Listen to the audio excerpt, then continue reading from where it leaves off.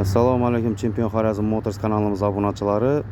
12 oktyabr holatiga göre ertalabki savdomiz Vasat Sport firmasi ostida ishlab chiqarilgan skuterimiz bo'ldi. Katta skuter, uzunligini o'zingiz baho berasizlar. Eng uzuni, eng kattasi bo'ladi. Bu skuterimiz 32 lik akkumulyator bilan 6 bilan jihozlangan. Gang mana bir syomka etib bering siz bilan. Klient qatishibdi.